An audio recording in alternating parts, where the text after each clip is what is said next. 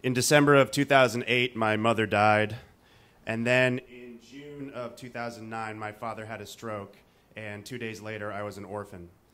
And there's a lot of things that go along with losing your parents that way. But the big thing was I now had to clear out and sell my childhood home.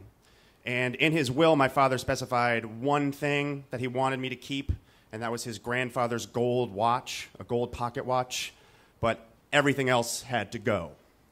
Now, you know how you can sort of be a heavy drinker, but not necessarily be an alcoholic? So I won't call my parents hoarders, but they were definitely heavy collectors. My mother could not pass a yard sale without stopping to buy something. She did not realize that when you're buying something on sale, you aren't saving money. Do you know what I mean? Every bedroom in our home had extra dressers and chairs of just furniture that she bought for no reason. My father's office was the attic, which used to be a guest room, but then on a fold-out couch, which turned out to be the heaviest fold-out couch I've ever had to pick up, he stacked Scientific Americans. And then when a stack of magazines gets too high, it starts to get wobbly. So on top of the stack, he put a door and then stacked more Scientific Americans. When I was cleaning this out, I noticed that the dates on some of the Scientific Americans was 1969. We moved into the house in 1982, so he moved with the Scientific Americans. And he didn't refer to these as cherished tombs, like he just left them there. He chopped down wood in 1982 when we moved in and kept it in the garage. And in the garage it stayed until I had to clean out the house. So I needed help. And to get help, I asked my cousin Donna. Now, my cousin Donna is my mother's first cousin, so she's kind of like an aunt to me. And cousin Donna is sort of like the wolf in Pulp Fiction. She solves problems. There was an outstanding Verizon bill that my father still had, and they wanted money even past his date of death. And I was calling them and saying, I don't, but I have to fax you a death certificate, and a copy of a death certificate doesn't count, and I don't know. And she said, Robbie, honey, she's from Atlanta, and that's a bad impression. Honey, give me the phone. And she talked to them for 5 minutes, handed me back the phone, and said, you don't have to pay that anymore.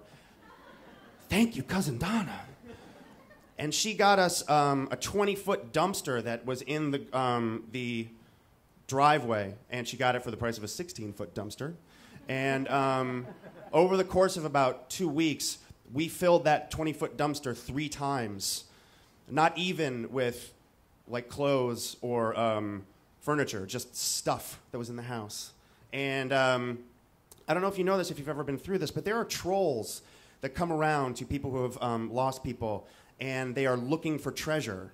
And my cousin Donna, I couldn't have done this without her, but she also loves a deal, maybe a little too much. And she had these vermin come through my house and see if there was anything that they wanted to buy so she could, put some money in my pocket.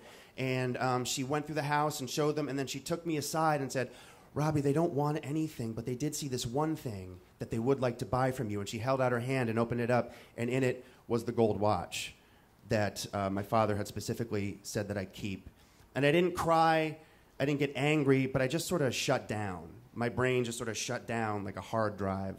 And I said, get these people out of my home. And I lay down on my bed and didn't do anything for the rest of the day.